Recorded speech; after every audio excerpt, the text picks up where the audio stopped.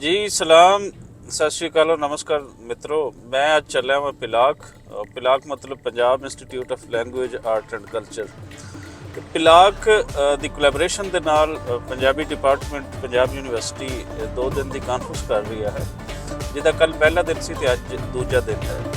ਮੇਰੀਆਂ ਤੁਸੀਂ ਸੁਣਦੇ ਰਹਿੰਦੇ ਹੋ ਪੰਜਾਬੀ ਦੇ ਬਾਰੇ, ਲੇਕਿਨ ਲੋਕ ਕੀ ਕਹਿੰਦੇ ਹਨ, ਇੰਟਰਨੈਸ਼ਨਲੀ ਜਿਹੜੇ ਇੱਥੇ ਡੈਲੀਗੇਟਸ ਆਏ ਹੋਏ ਉਹ ਕੀ ਕਹਿੰਦੇ ਹਨ, ਤੇ ਚੱਲ ਕੇ ਤੁਹਾਨੂੰ ਸੁਣਾਉਂਦੇ ਹਾਂ। ਤੇ ਆਓ ਚੱਲਦੇ ਹਾਂ ਫਿਰ ਪਿਲਾਕ।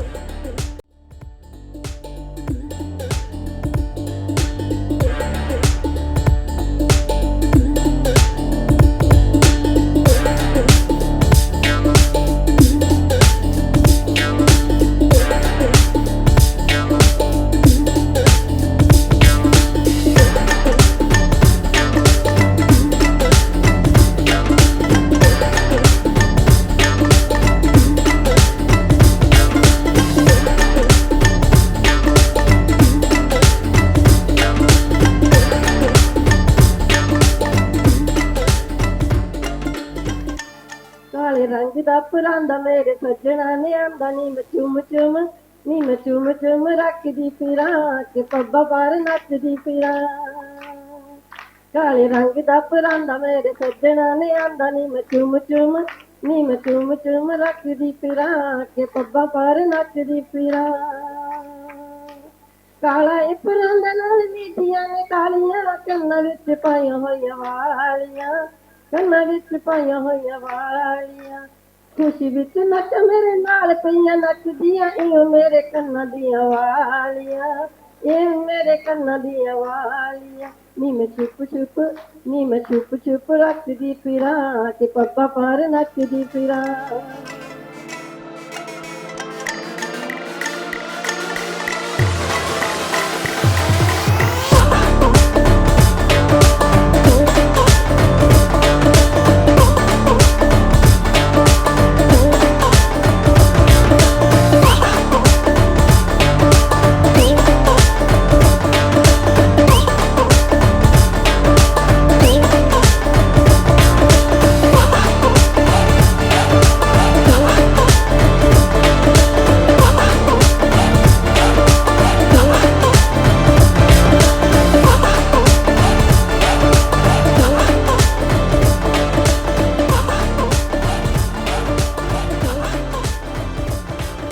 वाहिगुरु चले राम राम के गौड़ कहे कोई अल्लाह कहंदा है।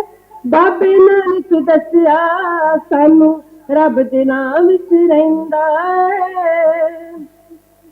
डेरे समाधी रब नहीं मिलदा, रब अपने अंदरों टोलीदा। कारज कर ले रात अपने वाहिगुरु बोली जा, कारज कर ले रात अपने अल्लाह अल्लाह बोली जा। ਬੱਚੇ ਸਾਰੀ ਜਗ੍ਹਾ ਤੇ ਇੱਕੋ ਜਿਹੇ ਹੁੰਦੇ ਆ, ਸੇਮ ਜਿੱਦਾਂ ਦੇ ਇੱਥੇ ਹੈਗੇ ਆ ਇਦਾਂ ਦੇ ਕੈਨੇਡਾ 'ਚ। ਸਾਨੂੰ ਇਹ ਗੱਲ ਸਮਝ ਲੈਣੀ ਚਾਹੀਦੀ ਆ ਕਿ ਸਾਨੂੰ ਬੱਚਿਆਂ ਨੂੰ ਟਾਈਮ ਦੇਣਾ ਚਾਹੀਦਾ। ਅਸੀਂ ਨਾ ਇੱਥੇ ਬੱਚਿਆਂ ਨੂੰ ਟਾਈਮ ਦਿੰਦੇ ਨਾ ਉੱਥੇ ਟਾਈਮ ਦਿੰਦੇ, ਪਰ ਕੁਝ ਲੋਕਾਂ ਨੇ ਇਹ ਸਮਝ ਲਿਆ ਕਿ ਪਿਆਰਾ ਸਾਹਿਬ ਨੇ ਬੜੇ ਛੋਟੇ ਲਫ਼ਜ਼ਾਂ 'ਚ ਕਹਿ ਦਿੱਤਾ ਕਿ ਬੱਚਿਆਂ ਨੂੰ ਪੈਸੇ ਨਾ ਦੇ ਕੇ ਜਾਓ, ਬੱਚਿਆਂ ਨੂੰ ਵੱਡੇ ਘਰ ਵੱਡੀਆਂ ਕਾਰਾਂ ਕੋਠੀਆਂ ਦੀ ਨਹੀਂ ਲੋੜ ਹੈਗੀ, ਉਹਨਾਂ ਨੂੰ ਤਾਲੀਮ ਦੀ ਲੋੜ ਹੈ ਚੰਗੀ, ਉਹਨਾਂ ਨੂੰ ਸਿਹਤ ਦੀ ਲੋੜ ਹੈ, ਉਹਨਾਂ ਨੂੰ ਚੰਗੀ ਪੜ੍ਹਾਈ ਦੀ ਲੋੜ ਆ। ਅਸੀਂ ਇਹ ਸਾਰੀਆਂ ਚੀਜ਼ਾਂ ਛੱਡ ਕੇ ਹੋਰ ਚੀਜ਼ਾਂ ਨੂੰ ਦੇਈ ਜਾਂਦੇ ਹਾਂ। ਨਾ ਸਾਡੇ ਕੋਲ ਚੰਗੀ ਸਿਹਤ ਆ, ਨਾ ਸਾਡੇ ਕੋਲ ਚੰਗਾ ਖਾਣਾ ਆ, ਨਾ ਅਸੀਂ ਚੰਗੀ ਪੜ੍ਹਾਈ ਲਈ ਕਦੇ ਕੋਈ ਐਫਰਟ ਕਰਦੇ ਹਾਂ। ਤੇ ਜਿਹੜੀਆਂ ਗੱਲਾਂ ਤੇ ਕਹਾਣੀਆਂ ਹੁੰਦੀਆਂ ਉਹ ਬਹੁਤ ਜ਼ਿਆਦਾ ਲੰਬੀਆਂ ਹੁੰਦੀਆਂ। ਮੈਂ ਕੈਨੇਡਾ ਦੇ ਬਾਰੇ ਬੱਚਿਆਂ ਦੇ ਕੋਈ ਤੁਹਾਨੂੰ ਲੰਮੀਆਂ ਚੌੜੀਆਂ ਕਹਾਣੀਆਂ, ਮੈਨੂੰ 26 ਸਾਲ ਹੋਏ ਆ ਤੇ 26 ਸਾਲਾਂ ਦੀ ਲੰਮੀ ਕਹਾਣੀਆਂ ਹੁਣ ਤੁਸੀਂ ਕਿੰਨੇ ਸਾਲ ਬੈਠ ਕੇ ਸੁਣੀ ਚਲੋ ਮੁੱਕਣੀਆਂ। ਇਸ ਕਰਕੇ ਬਸ ਮੇਰਾ ਇੰਨਾ ਹੀ ਹੈਗਾ ਆ ਕਿ ਬੱਚਿਆਂ ਨੂੰ ਟਾਈਮ ਦਿਓ। ਜੇ ਉਹਨਾਂ ਦਾ ਟਾਈਮ ਸਪੈਂਡ ਕਰੋਗੇ ਉਹ ਸਾਰੀਆਂ ਤੁਹਾਡੇ ਚੰਗੇ ਗੁਣ ਸਿੱਖ ਜਾਣਗੇ, ਤਾਂ ਤੁਸੀਂ ਉਹਨਾਂ ਲਈ ਜਿਹੜੇ ਹੋਰ ਚੰਗੇ ਗੁਣ ਲੱਭ ਕੇ ਲਿਆਓਗੇ ਉਹ ਸਿੱਖ ਜਾਣਗੇ। ਤੇ ਕਿਤੇ ਵੀ ਦੁਨੀਆ ਤੇ ਰਹਿਣ ਚੰਗੇ ਇਨਸਾਨਾਂ ਦੀ ਲੋੜ ਹੈਗੀ ਆ।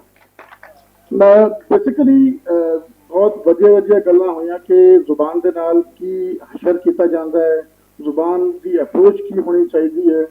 ਜਦੋਂ ਮੈਂ ਇੱਥੇ ਪੰਜਾਬ ਵਿੱਚ ਆਉਣ ਲੱਗਾ, ਮੈਂ ਆਪਣੇ ਸਿੰਧ ਦੀ ਅਪਰੋਚ ਦੀ ਗੱਲ ਕਰਾਂਗਾ ਇੱਥੇ ਕਿ ਸਿੰਧ ਦੇ ਅੰਦਰ ਜ਼ੁਬਾਨ ਦੇ ਨਾਲ, ਰਹਿਤਲ ਦੇ ਨਾਲ, ਕਾਰ ਵਿਵਹਾਰ ਦੇ ਨਾਲ ਉਹ ਅਪਰੋਚ ਕੀ ਹੁੰਦੀ ਹੈ ਕਿ ਲੋਕੀ ਉਹ ਕਿਹੜੀ ਅਪਰੋਚ ਜੋ ਉਹਨੂੰ ਅਪਣਾਉਣ ਦੀ ਵਜ੍ਹਾ ਸਿੰਧੀ ਦੀ ਕੀ ਹੈ।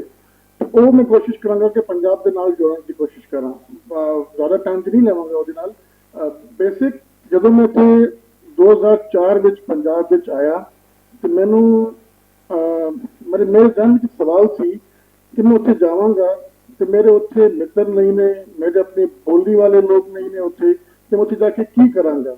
ਤੇ ਮੇਰੇ ਅੱਬੂ ਜੀ ਨੇ ਮੈਨੂੰ ਇਹ ਦੱਸਿਆ ਕਿ ਤੁਸੀਂ ਉੱਥੇ ਜਾਓ, ਤੁਸੀਂ ਪੰਜਾਬੀ ਬਣ ਕੇ ਜਾਓ, ਤੁਸੀਂ ਇੱਥੇ ਰਹੋਗੇ ਤੇ ਪੰਜਾਬੀ ਬਣ ਕੇ ਰਹੋਗੇ, ਤੁਸੀਂ ਉਹ ਜ਼ੁਬਾਨ ਨੂੰ ਅਪਣਾਵੋਗੇ, ਤੁਸੀਂ ਉਸ ਜ਼ੁਬਾਨ ਦੇ ਵਿੱਚ ਸੁਪਨੇ ਵੇਖੋਗੇ ਤੇ ਤੁਸੀਂ ਪੰਜਾਬੀ ਬਣੋਗੇ, ਨਹੀਂ ਤੇ ਪੰਜਾਬੀ ਨਹੀਂ ਬਣ ਸਕਦੇ।